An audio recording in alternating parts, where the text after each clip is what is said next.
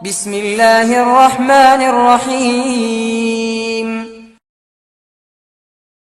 السلام عليكم ورحمة الله تعالى وبركاته. أعوذ بالله من الشيطان الرجيم. بسم الله الرحمن الرحيم.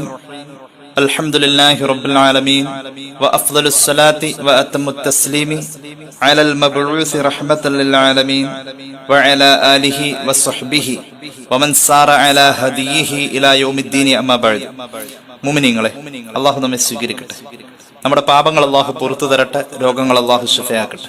നമ്മിൽ നിന്ന് മൺമറഞ്ഞവരുടെ ഖബറിടം അല്ലാഹു സ്വർഗീയമായ ജീവിതം കൊടുത്ത് അനുഗ്രഹിക്കട്ടെ. നമ്മുടെയും കുടുംബത്തിന്റെയും ശിഷ്ടായുസ് അല്ലാഹു പൊരുത്തപ്പെട്ട വഴിയിൽ ഇസ്സത്തോടെ സന്തോഷത്തോടെ ജീവിച്ച് ഈമാൻ സലാമത്തായി മരിക്കാൻ അല്ലാഹു നമുക്ക് എല്ലാവർക്കും തൗഫീഖ് നൽകട്ടെ. സാധാരണ നമ്മളെല്ലാവരും നമ്മുടെ ജീവിതത്തിന്റെ ഭാഗമായി ചേർത്ത് വെച്ചിരിക്കുന്ന ഒരു പുണ്യകർമ്മമാണ് വുളൂ.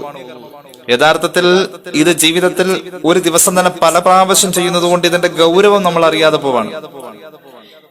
ഇത് ആർക്കും നിഷ്പ്രയാസം ചെയ്യാൻ കഴിയുന്ന ഒരു കർമ്മം എന്നത് നമ്മെ സംബന്ധിച്ചിടത്തോളം ഇതിന്റെ ഗൗരവത്തെ കുറച്ച് കാണിക്കാണ്. വുളൂ ചെയ്യുന്നതിന്റെ ഗൗരവത്തെ നമ്മൾ ശരിയായ രീതിയിൽ മനസ്സിലാക്കുന്നില്ല. ഇത് വലിയൊരു ഇബാദത്താണ്. ഇതിന് കൂലിയുണ്ട്. ഈ കർമ്മത്തിലൂടെ നമ്മുടെ പാപങ്ങൾ പൊഴിഞ്ഞു പോകുന്നു. ഈ കർമ്മം ചെയ്യുക വഴി നമുക്ക് ഒരുപാട് ആരോഗ്യപരമായ നേട്ടങ്ങൾ ഉണ്ടാവുന്നു. അതിന്റെ ശാസ്ത്രീയ വശങ്ങൾ ഇങ്ങനെ അങ്ങ് ചിന്തിച്ചാൽ, നിസ്കാരമല്ല പറഞ്ഞത്, നിസ്കാരത്തിന് മുന്നേ നമ്മൾ ചെയ്യുന്ന വുളൂ എന്ന് പറയുന്ന ചെറിയ കർമ്മത്തിന്റെ ഗൗരവമാണ് ഈ പറഞ്ഞത്. ഇങ്ങനെ നമ്മൾ ചിന്തിച്ചാൽ ധാരാളം വിഷയങ്ങൾ ഇത് സംബന്ധമായി നമുക്ക് പഠിക്കാനുണ്ട്. പരിശുദ്ധമായ ഖുർആൻ സൂറത്ത് തൗബയുടെ 107-ാമത്തേതും 108-ാമത്തേതും ഈ രണ്ട് ആയത്തുകൾ അവതരിക്കുന്നത് പരിശുദ്ധ മദീനയിലാണ്. മദീനയിൽ മുഹമ്മദ് റസൂൽ സല്ലല്ലാഹു അലൈഹി വസല്ലം തങ്ങൾ എത്തിപ്പെട്ട ശേഷം ആദ്യം നിർമ്മിച്ച പള്ളി മസ്ജിദുൽ ഖുബാ ആണ്. മസ്ജിദുൽ ഖുബാന്റെ നേരെ എതിരിൽ ഓപ്പോസിറ്റായി സമാന്തരമായി വ്യവസ്ഥാപിതമായി നടന്നു പോകുന്ന മസ്ജിദുൽ ഖുബാന്റെ പ്രവർത്തനങ്ങളെ നിശ്ചലമാക്കുക എന്ന ലക്ഷ്യത്തോടുകൂടെ സമാന്തരമായി മറ്റൊരു പള്ളി മദീനയിൽ ഇസ്ലാമിന്റെ ശത്രുക്കൾ ഒത്തുകൂടി, മുനാഫിക്കുകൾ ഒത്തുകൂടി ഒരു പള്ളി നിർമ്മിക്കാൻ തീരുമാനിച്ചു. പള്ളി നിർമ്മിച്ചു. നിർമ്മാണം കഴിഞ്ഞപ്പോ ജനസമ്മതിയുള്ള ഒരു മനുഷ്യൻ വന്നത് ഉദ്ഘാടനം ചെയ്യണം. മുഹമ്മദ് റസൂൽ സല്ലല്ലാഹു അലൈഹി വസല്ലം തങ്ങളെ സമീപിച്ചു, ഉദ്ഘാടനം ചെയ്യണം. പാവമാണ് മുഹമ്മദ് നബി സല്ലല്ലാഹു അലൈഹി വസല്ലം, സാധുവാണ്, ആര് വന്നാലും വിഷമിപ്പിക്കൂല എന്നൊക്കെ അറിയാം. ഇത് ചൂഷണം ചെയ്യുക എന്ന ലക്ഷ്യത്തോടുകൂടെ കപടവിശ്വാസികളും സത്യനിഷേധികളും കൈകോർത്ത് രഹസ്യ അജണ്ട അവർ നടപ്പാക്കാൻ പോവാ. ഈ പള്ളി ഉദ്ഘാടനം നിബിതങ്ങളെ കൊണ്ട് സല്ലല്ലാഹു അലൈഹി വസല്ലം നടത്തിക്കണമെന്ന് അവർ തീരുമാനിച്ചു. അവരുടെ ഈ നിഗൂഢമായ ഈ ചതി നിറഞ്ഞ പ്രയോഗം അല്ലാഹു റബ്ബുൽ ഇസ്സത്ത് വെറുതെ വിട്ടില്ല. മുഹമ്മദ് നബി സല്ലല്ലാഹു അലൈഹി വസല്ലം തങ്ങൾക്ക് കൃത്യമായ നിർദ്ദേശം കൊടുക്കുന്ന ആയത്തുകളാണ് ഈ സൂറത്ത് തൗബയുടെ 107-ാമത്തേതും 108-ാമത്തേതും ആയത്ത്. ഈ ആയത്ത് നമുക്ക് ഒരല്പം പറയാം.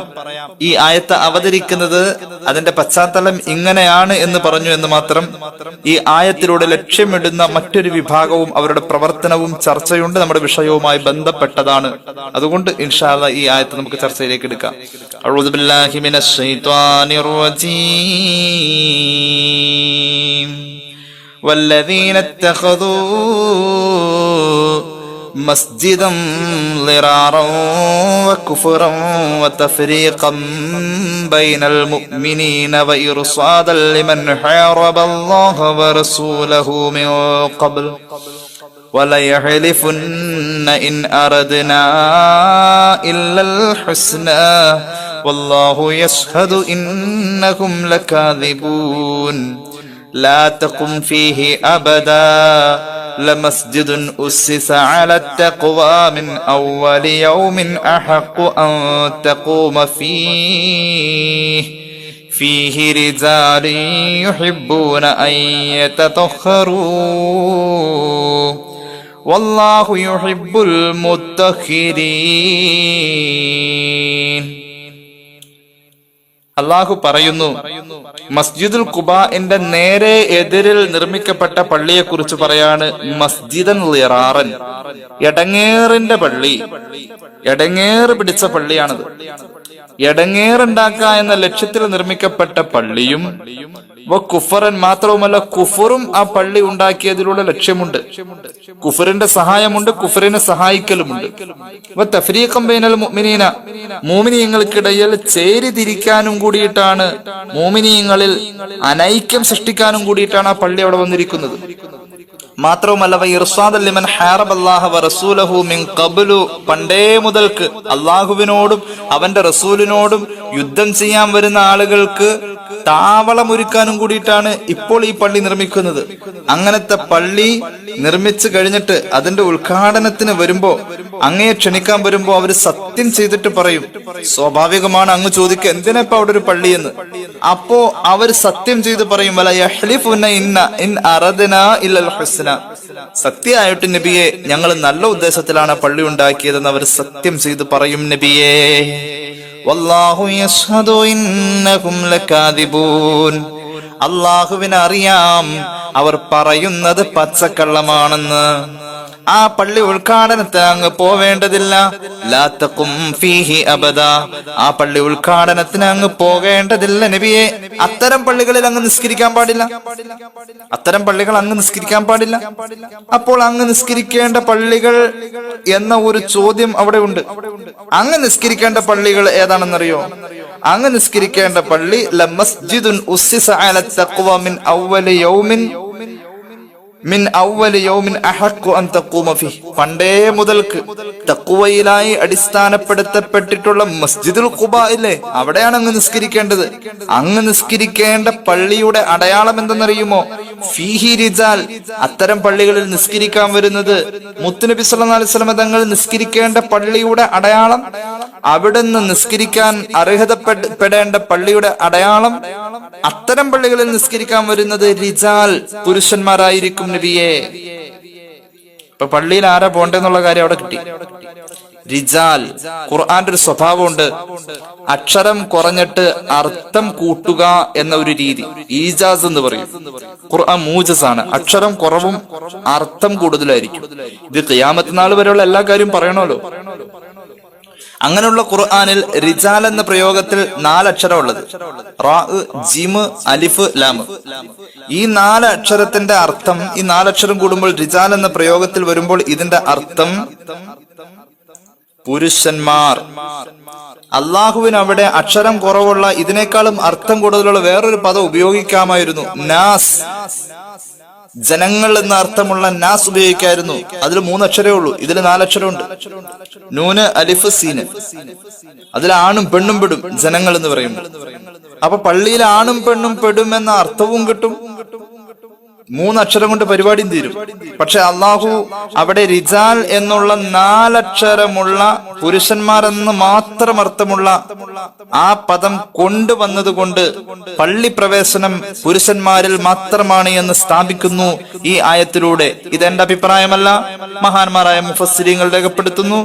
ഇമാം ഗസാലിയുടെ ധാരാളം കിതാബുകൾ ഉദ്ധരിക്കുന്നുണ്ട്. അൽ മുസ്തസ്ഫയിലൊക്കെ ഇത് വളരെ വ്യക്തമായി നമുക്ക് കാണാവുന്നതാണ്. ഏതായാലും ഞാൻ സാന്ദർഭികമായി ആ വിഷയം പറഞ്ഞതാ. അപ്പൊ പള്ളിയിൽ നിസ്കരിക്കാൻ വരുന്ന ആണുങ്ങളെ കുറിച്ച്, പുരുഷന്മാരെ കുറിച്ചാണ് ഈ ആയത്ത് പറഞ്ഞത്. ആ പുരുഷന്മാരുടെ പ്രത്യേകത എന്താണ്? യുഹിബ്ബൂന അൻ യതതഹറൂ, ശുദ്ധി ഇഷ്ടപ്പെടുന്ന പുരുഷന്മാരാണ് അവിടെ ഉള്ളത്.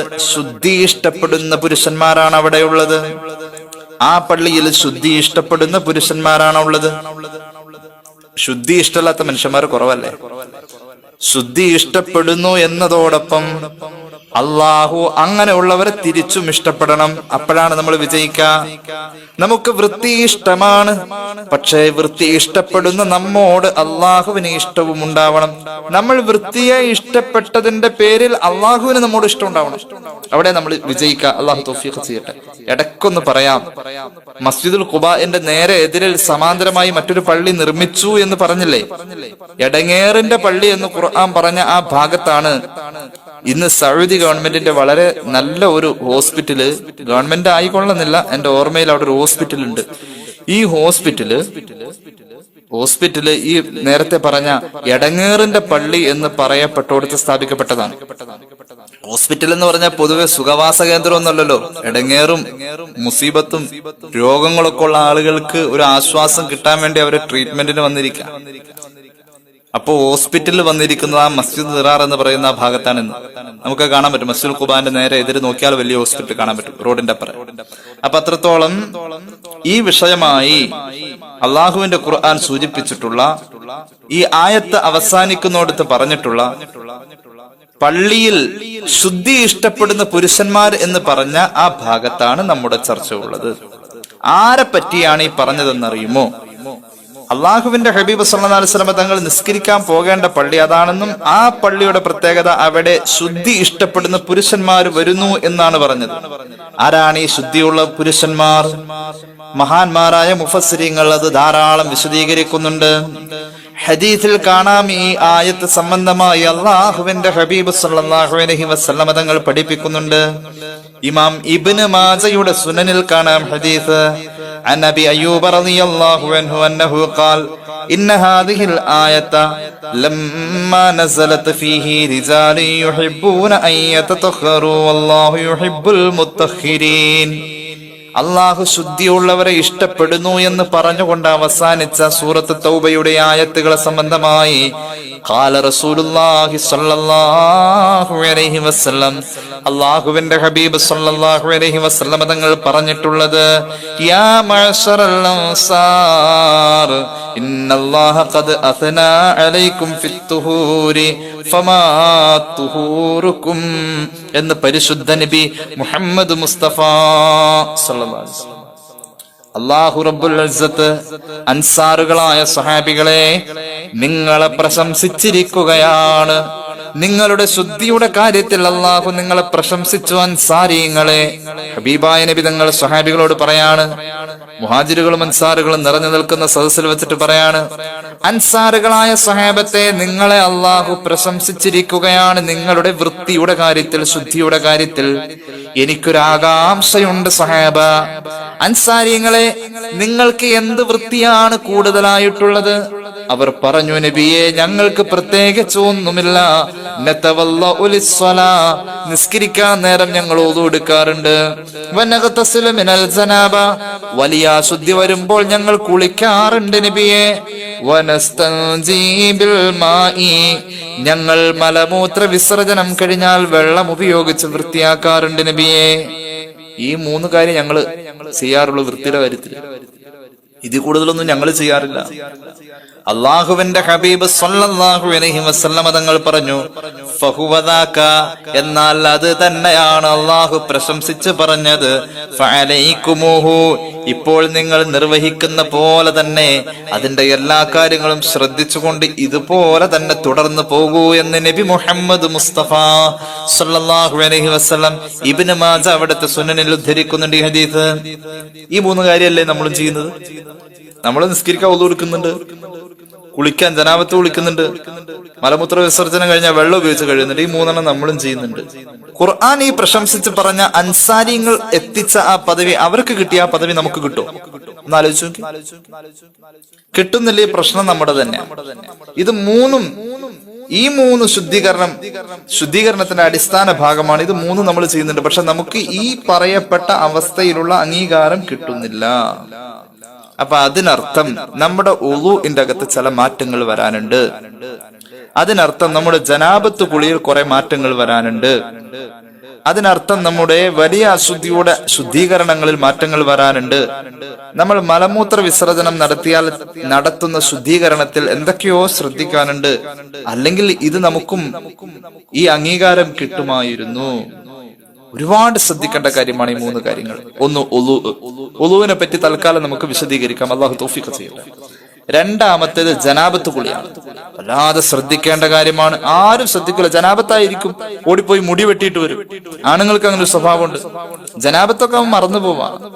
ജനാബത്തുകാരനാണെങ്കിൽ അവന്റെ ശരീരത്തിൽ നിന്നും, ചില ആൾക്കാരുണ്ട് മുടിയും കളയൂല നഖവും കളയൂല, ജനാബത്താണെന്ന ബോധമുണ്ടോ, പക്ഷെ അവൻ ഇങ്ങനെ കടിച്ച് തൊലി കടിച്ചു തുപ്പി കളയാറുണ്ട്.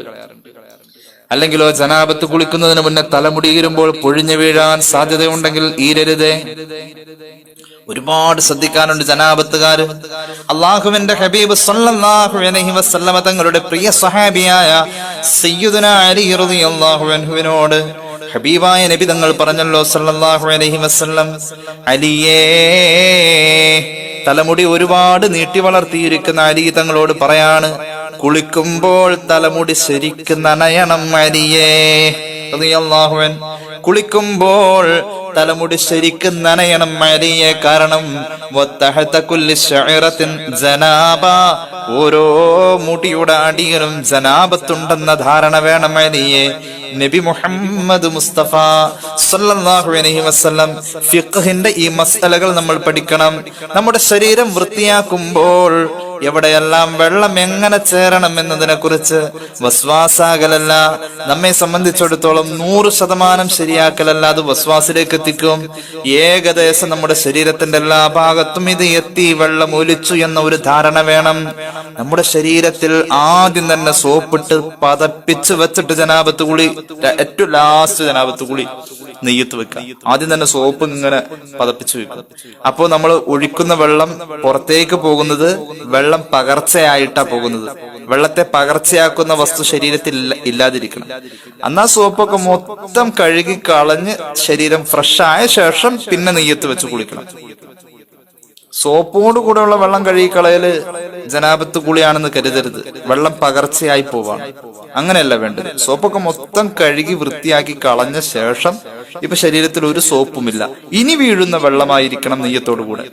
അല്ലെങ്കിൽ ഈ സോപ്പൊക്കെ ഇടുന്നതിന് മുമ്പ് നിലവിൽ വൃത്തികേടായിട്ടുള്ള ചെളിയും അഴുക്കുള്ള ഭാഗമൊക്കെ ആദ്യം തന്നെ ഒന്ന് കഴുകി വൃത്തിയാക്കി കാലൊക്കെ ഒന്ന് ഉരച്ച് കഴുകി ആ വിണ്ട് കീറിയ ഭാഗത്തൊക്കെ വെള്ളം കയറാത്ത ഭാഗങ്ങളൊക്കെ, ഇത് ജനാബത്ത് മാത്രമല്ല ഹൈദ് കുളി എന്റെ കുളിയോ അല്ല അങ്ങനെയുള്ള വലിയ അശുദ്ധിയുടെ കുളികളൊക്കെ, വിണ്ട് കീറിയ ഭാഗങ്ങൾ, അതുപോലെ തന്നെ നഖത്തിന്റെ അടിയിലെ ചെളി, ഇതൊക്കെ കളഞ്ഞ് ബോൾ പേനയുടെ മഷി ഇതൊക്കെ കളഞ്ഞ് പൊളിഞ്ഞു വരുന്ന മൈലാഞ്ചി ഒന്നും പാടില്ല. ചില ആൾക്കാരുണ്ട് തലമുടി കറുപ്പിക്കാറുണ്ട്. തലമുടി കറുപ്പിക്കുമ്പോ മുടിയിൽ വെള്ളം ചേരാത്ത രീതിയിലുള്ള കോട്ടിങ് വരാറുണ്ട്. ചില വസ്തുക്കൾ അങ്ങനത്തെ രാസവസ്തുക്കളാണ്. അവരൊക്കെ മരിച്ചു കഴിഞ്ഞാൽ മയ്യത്ത് കുളിപ്പിച്ചാൽ ശരിയാവോ ഒന്ന് ആലോചിച്ച് നോക്കണേ. മയ്യത്ത് കുളിപ്പിച്ചാൽ ശരിയാവോ? മയ്യത്തിന്റെ കുളി ശരിയായില്ലെങ്കിൽ മയ്യത്ത് നിസ്കാരം ശരിയാവോ?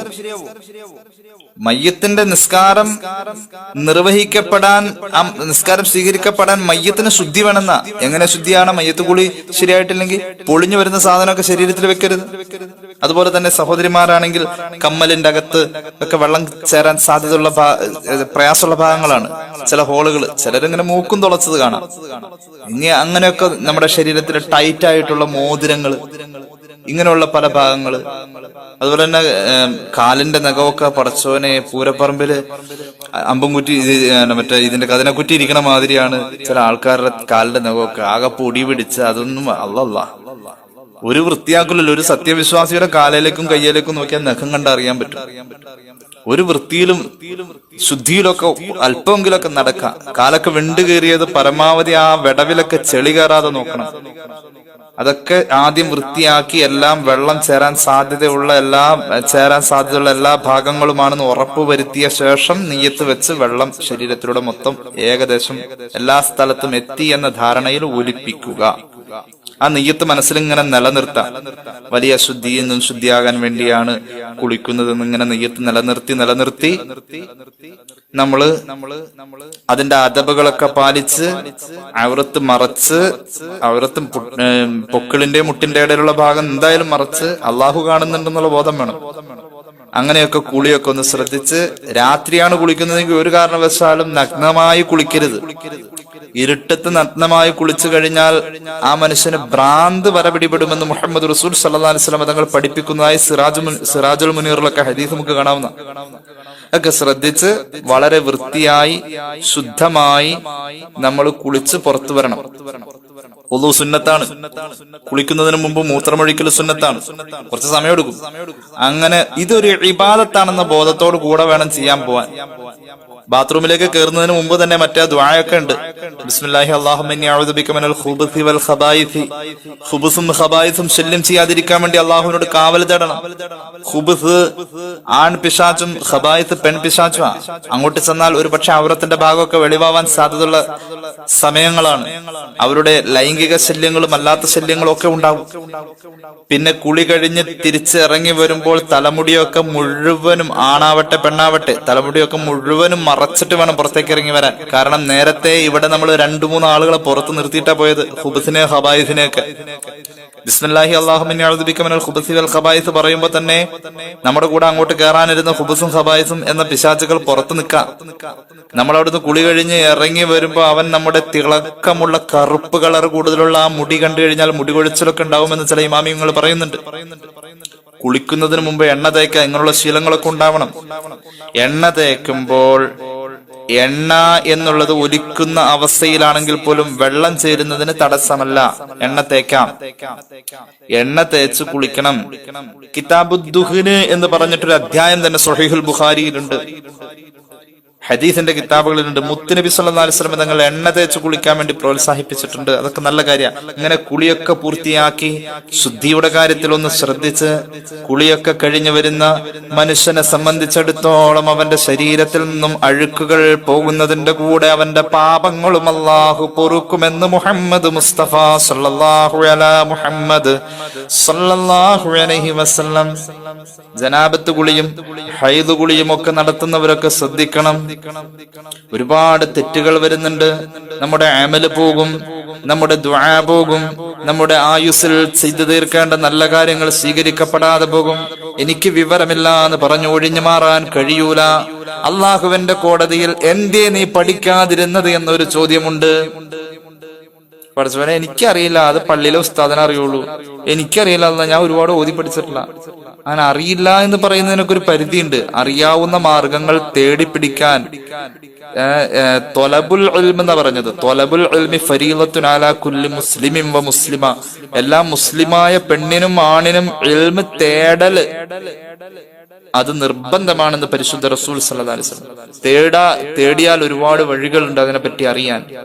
ഈ ആണുങ്ങൾക്കൊക്കെ പള്ളിയിലെ ഉസ്താദിനൊക്കെ കിട്ടുന്ന സന്ദർഭത്തില് അദ്ദേഹത്തോട് എങ്ങനെ ഉസ്താദ് ഇപ്പൊ ഒരു ജനാബത്ത് കൂടി എങ്ങനെയാ, ഞങ്ങള് കുളിക്കണം എങ്ങനെയാണ്, അല്ലെങ്കിൽ ഞങ്ങള് നിസ്കരിക്കുന്നതിന് മുമ്പ് ഒളു എടുക്കുന്നത് ഇങ്ങനെയാണ്, ഇതിലെന്തെങ്കിലും അപാകതയുണ്ടോ?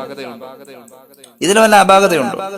ചില ആളുകൾ എന്നെ വിളിച്ചിടക്ക് ചോദിക്കാറുണ്ട്, ഈ ഫാത്തിഹ ഞാൻ ഓതി ഒന്ന് കേൾപ്പിക്കാം, അതിൽ തെറ്റുണ്ടെങ്കിൽ ഒന്ന് പറഞ്ഞു തരണേന്ന്. ഫാത്തിഹ ഓതി കേൾപ്പിക്കാം, തെറ്റുണ്ടെങ്കിൽ പറഞ്ഞു തരണേന്ന്. ഇനിയിപ്പോ ഇത് കണ്ടിട്ട് നാളെ ഈ ഫോൺ നമ്പർ എടുത്തിട്ട് നാളെ എല്ലാവരും ഫാത്തിഹ അങ്ങോട്ട് ഓതാൻ നിൽക്കണ്ട, വാട്സാപ്പ് ചെയ്താൽ മതി, ആരും വിളിക്കേണ്ടതില്ല. അപ്പോ ഫാത്തിഹ ഓതി തരാം, തെറ്റുണ്ടെങ്കിൽ പറഞ്ഞതാ. അതൊക്കെ നല്ലൊരു സ്വഭാവമാണ്. നമുക്കെല്ലാം ഏത് സമയവും തികഞ്ഞൊന്നൊരു തോന്നലല്ല. അറിയാവുന്നവരുടെ അടുത്ത് കൊണ്ടുപോയി അതിന്റെ തെറ്റും ശരിയും ഒക്കെ അപാകതകളൊക്കെ മാറ്റിയെടുക്കാൻ നോക്കണം. ഏതായാലും കുളി വലിയ ഗൗരവമുള്ള കാര്യമാണ്.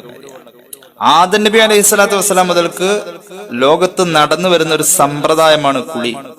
കുളി ഇബാദത്താണെന്ന് പരിശുദ്ധ റസൂൽ സല്ലല്ലാഹു അലൈഹി വസല്ലം. പിന്നെയുണ്ട് അൻസാരികൾ അല്ലാഹു പ്രശംസിച്ച 2 കാര്യം. ഒന്ന് ഉളൂ, ഒന്ന് കുളി. മൂന്നാമതൊരു കാര്യമുണ്ട്, മലമൂത്ര വിസർജനത്തിന്റെ നേരത്ത് വൃത്തിയാക്കുന്ന കാര്യത്തിൽ അൻസാറുകൾ, മഹാന്മാരായ അൻസാറുകൾ ഖുർആൻ പ്രശംസിച്ച വൃത്തിയുള്ള ആളുകളാണ്. നമ്മൾ മലമൂത്ര വിസർജനം കഴിഞ്ഞാൽ കഴുകാറുണ്ട്. ഇപ്പോ എയർപോർട്ടിലൊക്കെ തുടക്കലാന്നാ ഞാൻ കേട്ടത്. അങ്ങനെയുണ്ട്. അതൊന്നും ശരിയായ പരിപാടിയല്ല. കഴുകാൻ കഴിയുന്നിടത്തോളം കഴുകാൻ തന്നെ വേണം. അല്ലെങ്കിൽ ടിഷ്യൂ ഉപയോഗിക്കാനല്ല പറഞ്ഞത്, കല്ല് അതുപോലുള്ള സാധനങ്ങളൊക്കെ ഉണ്ട്. അങ്ങനെയൊക്കെ ഒരു സാഹചര്യം ഇന്ന് ലോകത്തുണ്ടോ? മനുഷ്യന് വെള്ളത്തിന്റെ സംവിധാനം ഇല്ലാത്ത സാഹചര്യം ഉണ്ടോ? ഇല്ലാന്ന് എനിക്ക് തോന്നുന്നത്. അത്രയും മനുഷ്യൻ ഇല്ലായ്മയിലല്ല, മനുഷ്യൻ വലിയ സൗകര്യത്തിൽ ജീവിക്കുന്ന ഒരു കാലാണ്. മലമൂത്ര വിസർജനം എങ്ങനെ? മൂത്രമൊഴിക്കുക, അതവിടെ തെറിക്കുക, അവിടെ തന്നെ ഇട്ട് കഴുകുക, അത് പിന്നെയും തെറിക്കുക. അല്ലാഹു അലൈ, ഈ പാന്റൊക്കെ ഇട്ട് വന്ന് മൂത്രമൊഴിച്ചു പോകുന്ന ചെറുക്കന്മാരുടെ അവസ്ഥയൊക്കെ ഒന്ന് ആലോചിച്ച് നോക്കണേ. അമ്മാതിരി പാന്റാ, ഗ്രീസ് തൂത്തിട്ട് വേണം അത് വലിച്ചു കയറ്റണമെങ്കിൽ. അത് ഇട്ടിട്ട് എങ്ങനെ മൂത്രമൊഴിക്കുക? എന്നിട്ടോ ആ മൂത്രം ഒഴിച്ചത് കഴുകുമ്പോൾ തെറിക്കുന്നു. എന്നിട്ട് അത് വന്ന് കൊണ്ടുവന്ന് നിസ്കരിക്കുന്നു. അവനെ തൊട്ട് നിസ്കരിക്കുന്നവൻ, ഇപ്പൊ കൊറോണ വന്നവരുടെ കുറച്ച് അകലമുണ്ട്, അല്ലെങ്കിൽ അവനെ തൊട്ട് നിസ്കരിച്ച അവന്റെ നിസ്കാരമൊക്കെ ഏത് കോലത്തിലാവാം? നജസിനോട് സ്പർശിച്ച് നിൽക്കുന്നോടത്ത് നിസ്കാരം സഹിയാവും. അപ്പൊ വസ്ത്രം ധരിക്കുമ്പോ മൂത്രമൊഴിക്കാനുള്ള സൗകര്യം നമുക്ക് അതിൽ കാണണം. ഇടയിലൊന്ന് മൂത്രമൊഴിക്കാൻ പോണെന്നുണ്ടെങ്കിൽ അന്നപ്പോ മുണ്ടുടുക്കലാ നല്ലത്. ഏതായാലും മൂത്രമൊഴിച്ച് കഴുകുന്ന വിഷയത്തില്, വൃത്തിയാക്കുന്ന വിഷയത്തില് ശ്രദ്ധിക്കാതെ ഇരുന്ന ഒരു മനുഷ്യന്റെ ഖബർ കണ്ടപ്പോ അള്ളാഹുവിന്റെ ഹബീബ് സല്ലല്ലാഹു അലൈഹി വസല്ലം സഹാബികളോട് പറഞ്ഞു, ഒരു പച്ച മടല് കൊണ്ടുവരൂ, ഈത്തപ്പനയുടെ പച്ചമടല്. ഈത്തപ്പനയുടെ പച്ചമടല് കൊണ്ടുവന്നിട്ട് ആ ഖബറിന്റെ സമീപത്ത് റസൂലുള്ളാഹി തറച്ചു വെച്ചു സല്ലല്ലാഹു അലൈഹി വസല്ലം. സഹാബികളോട് പറഞ്ഞു, ഇത് രണ്ട് ഖബറാണ്, രണ്ട് ഖബറിലും ഖബറാളികൾ ശിക്ഷ അനുഭവിക്കുന്നു. ഒന്നാമത്തെ ഖബർ സൂചിപ്പിച്ചിട്ട് പറഞ്ഞു, ഈ ഖബറിലുള്ള ഖബറാളി ശിക്ഷ അനുഭവിക്കുന്നത് ഗീബത്ത് നമീമത്ത് പറഞ്ഞു നടന്നതിന്റെ പേരിലാണ്. രണ്ടാമത്തെ ഖബർ സൂചിപ്പിച്ചിട്ട് പറഞ്ഞു, ഈ ഖബറിലെ ഖബറാളി ശിക്ഷ അനുഭവിക്കുന്നത് അയാൾ മൂത്രമൊഴിച്ചാൽ വൃത്തിയാക്കൽ കുറവായിരുന്നു. മൂത്രമൊഴിച്ച വൃത്തിയാക്കൽ കുറവാണ്. മൂത്രമൊഴിച്ചിട്ട് അവിടെ മൂത്രം മുഴുവനും ഒലിച്ചു പോയ ശേഷം മൂത്രമൊഴിച്ചോടത്ത് നിന്ന് വീണ്ടും വെള്ളം തെറിക്കുന്ന രീതിയിൽ കഴുകുക എന്നുള്ളതൊക്കെ ഈ പറഞ്ഞതിൽ പെടും. മൂത്രമൊഴിക്കുന്നത് പൂർണ്ണമായും ഒലിച്ചു പോയി അവിടെ തിരിച്ച് വെള്ളം തെറിക്കാത്ത വിധത്തിൽ വേണം നമ്മൾ കഴുകാനും വൃത്തിയാക്കാനും. ആ സംവിധാനങ്ങളൊക്കെ ഉപയോഗിക്കാം. അപ്പൊ ഏതായാലും 3 കാര്യങ്ങളിലുള്ള ശുദ്ധീകരണത്തിൽ അൻസാരിങ്ങൾ ഇത്രയ്ക്കും ശ്രദ്ധിച്ചതുകൊണ്ട് തന്നെയാണ് ഖുർആൻ അവരെ പ്രശംസിച്ചുകൊണ്ട് അള്ളാഹു ശുദ്ധിയുള്ളവരെ ഇഷ്ടപ്പെടുന്നു എന്ന് പ്രശംസിച്ച ആയത്തിറക്കിയത്. അപ്പൊ ഈ 3 കാര്യത്തിൽ നമുക്കും ശ്രദ്ധിക്കാനുണ്ട്. ഒന്നാമത് നമുക്ക് ഒളു ചർച്ച ചെയ്യാം. നമുക്കൊരു തോന്നലുണ്ട് നമ്മൾ ചെയ്യുന്ന അമലുകളൊക്കെ നല്ലതാണ് എന്ന്. നമ്മുടെ ധൃതി, ചില ആളുകളൊക്കെ ഒളു എടുക്കുന്ന കണ്ട പേടിയാവും. ഹൗദില് വന്നിട്ട് ഹൗദാകാണ്ട് അമ്പലക്കുളത്തിൽ ആന ഇറങ്ങിയ മാതിരി കാലാക്കി മറിച്ച് ഒരു ഒളുവൊക്കെ എടുത്തിട്ട് ഒരു കൈയൊക്കെ കുടഞ്ഞ ഒരു വരവുണ്ട്. ആ വരവ് കണ്ടു കഴിഞ്ഞാൽ റഹ്മത്തിന്റെ മലക്ക് തിരിഞ്ഞു കൊടുക്കും. അമ്മാതിരി ഗുസ്തിക്കാർ വരണ മാതിരി ഒരു വരവ് ഒളു എടുത്തിട്ട് മഗ്‌രിബിനൊക്കെ കണ്ട് ധൃതി എടുത്ത് വരുന്നത്. ഖുൽ ഹൽ നുനബ്ബിഉകും ബിൽ അഖ്സരീന അഅ്മാല الذين ضل سعيهم في الحياة الدنيا وهم يحسبون أنهم يحسنون صنعا. അമല് ചെയ്യാൻ വന്നു, അതിന്റെ പേരിലാണ് പരാജയപ്പെട്ടത്. അങ്ങനെ കുറെ ആളുകളുണ്ട്. അമല് ചെയ്യാൻ വന്നതിന്റെ പേരിൽ പരാജയം പറ്റി, വലിയ പരാജയം പറ്റിയത്. അഖ്സരീൻ ഈ ദുനിയാവിൽ അവർ കാട്ടിക്കൂട്ടിയ തിരക്ക്, അവരുടെ ധൃതി, അവരുടെ പരിശ്രമം, പരാക്രമം അവരെ ഇടങ്ങേറാക്കി, അവർക്ക് നഷ്ടം വരുത്തി. വഹും യഹ്സബൂൻ, എന്നാൽ ആ പാവങ്ങൾ കണക്കൂട്ടി വെച്ചത് അന്നഹും യുഹ്സിനൂന സുനാ, ഞങ്ങൾ ചെയ്തതൊക്കെ നന്നായിട്ടുണ്ടെന്നൊരു തോന്നലായിരുന്നു. ഒന്നും വലിയ കുഴപ്പമില്ലായിരുന്നു. അതായത് മൊയിലാരെക്കാളും നന്നായിട്ട് എനിക്ക് ഒതു കൊടുക്കാറിയാന്നൊരു തോന്നലായിരുന്നു. ഞങ്ങൾ ചെയ്ത പ്രവർത്തനം നല്ലത്, അതിൽ കുറ്റമില്ലാന്ന് അവർ വിചാരിച്ചിരുന്നത്. അത് പഠിക്കണം, അങ്ങനെ വിചാരിക്കാൻ വരട്ടെ. ഇത് കുറ്റമുള്ളതാണോ അല്ലയോ എന്ന് വിവരമുള്ളവരോട് ഫസ്അലു അഹ്ല ദിക്രി ഇൻ കുൻതും ലാ തഅലമൂൻ, വിവരം ഇല്ലെങ്കിൽ വിവരം ഉള്ളവരോട് ചോദിച്ച് പഠിക്കണം എന്ന് ഖുർആൻ. അങ്ങനെ അമല് ചെയ്യാൻ വന്നതിന്റെ പേരിൽ പരാജയം സംഭവിക്കാൻ ഇടയാവാതെ ഇതേക്കുറിച്ച് അന്വേഷിച്ച് പഠിച്ച് ഇതേക്കുറിച്ചൊരു ധാരണ നമുക്ക് ഉണ്ടാക്കി വെക്കൽ നല്ലതാണ്. അള്ളാഹു തൗഫീഖ് ചെയ്യുമാറാവട്ടെ. 2ാം ക്ലാസ്സിൽ പഠിക്കുമ്പോഴാണ് മദ്രസയിൽ ഒളുവിനെ കുറിച്ച് പഠിപ്പിക്കുക എന്ന് എനിക്ക് തോന്നുന്നു. അവിടുന്ന് ഒളുവിനെ കുറിച്ച് ഒരു കുട്ടി എത്രത്തോളം മനസ്സിലാക്കുന്നു, അതിനൊക്കെ ഒരു പരിമിതിയുണ്ട്. അത് പ്രായോഗിക തലത്തിൽ വരുമ്പോൾ കാണിച്ചു കൊടുക്കാനും പഠിപ്പിച്ചു കൊടുക്കാനും പറ്റുന്ന അവസരങ്ങളെ മാതാപിതാക്കളായിട്ട് ഉണ്ടാക്കി കൊടുക്കണം. മാതാപിതാക്കൾക്ക് അറിഞ്ഞാലല്ലേ നമ്മൾ പുരോഗമനത്തിലും പരിഷ്കാരത്തിലും ഏറെ മുന്നിലായിരിക്കും. ആത്മീയമായ അറിവിൽ അത് പ്രായോഗിക തലത്തിൽ കൊണ്ടുവരുന്നതിൽ കുറച്ച് പരാജയത്തിൽ തന്നെയാണ് നമ്മൾ. സമ്മതിക്കാതെ വയ്യ. അള്ളാഹുവിന്റെ ഹബീബ് സല്ലല്ലാഹു അലൈഹി വസല്ലം തങ്ങൾ പഠിപ്പിച്ചത് എന്താ? ഈമാൻ ഉണ്ടാവില്ല. ചെയ്യുന്ന അമല് മാത്രമല്ല, അമല് പോകുമെന്ന് മാത്രമല്ല, ശുദ്ധി വൃത്തി വേണ്ട വിധം ആയില്ലെങ്കിൽ ഈമാൻ തന്നെ ഉണ്ടാവില്ല. അള്ളാഹുവിന്റെ ഹബീബ് പഠിപ്പിച്ച ഇമാം മുസ്ലിമിന്റെ സ്വഹീഹിൽ കാണാം, അത്തുഹൂറു ശത്റുൽ ഈമാൻ,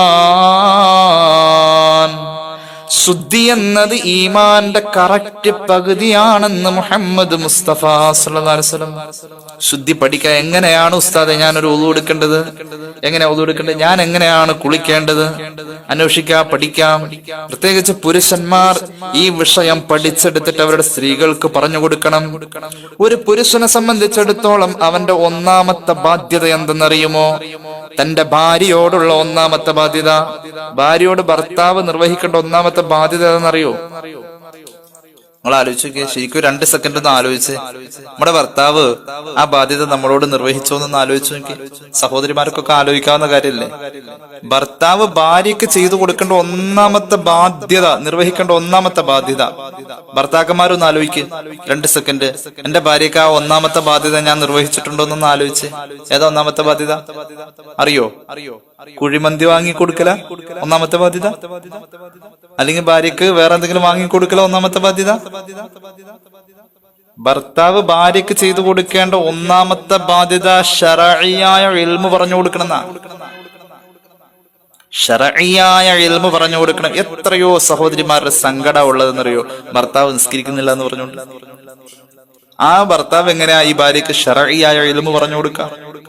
വാപ്പ മകൾക്ക് പറഞ്ഞു കൊടുക്കുന്നതിന് പരിധിയുണ്ട്, ഉമ്മ മകൾക്ക് പറഞ്ഞു കൊടുക്കുന്നതിന് പരിധിയുണ്ട്. ഉമ്മയുടെയും വാപ്പയുടെയും അടുത്തു നിന്നും പുതിയ ഒരു ജീവിതത്തിലേക്ക് ഒരു പെൺകുട്ടി കടന്നു വരുമ്പോൾ വൈവാഹിക ജീവിതത്തിൽ ആ പെൺകുട്ടി വേറൊരു ലോകത്തേക്കാണ് വരുന്നത്. അവിടെ വാപ്പയും ഉമ്മയും ഇല്ല, അത് ഭർത്താവിന്റെ കൂടെയാ. ഇനി മുതൽക്കുള്ള കാര്യം ഇതുവരെ വാപ്പായും ഉമ്മായും പറഞ്ഞു കൊടുത്തതിനേക്കാൾ കൂടുതൽ അറിയേണ്ട കാര്യങ്ങളാണ് ഇനിയുള്ള കാര്യങ്ങൾ.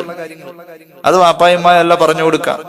സ്വാഭാവികമായും ഇപ്പോ ഇവന്റെ കസ്റ്റഡിയിലാവുമ്പോൾ ആ വിഷയങ്ങളെ കുറിച്ച് ഇവനാ പറഞ്ഞു കൊടുക്കേണ്ടത്. ഭാര്യക്ക് ശർഅ് പറഞ്ഞു കൊടുക്കാൻ, ഫിഖ്ഹ് പറഞ്ഞു കൊടുക്കാൻ ഭർത്താവ് പഠിച്ചു വെക്കണം. ഒന്നാമത്തെ ബാധ്യത അതാണ്.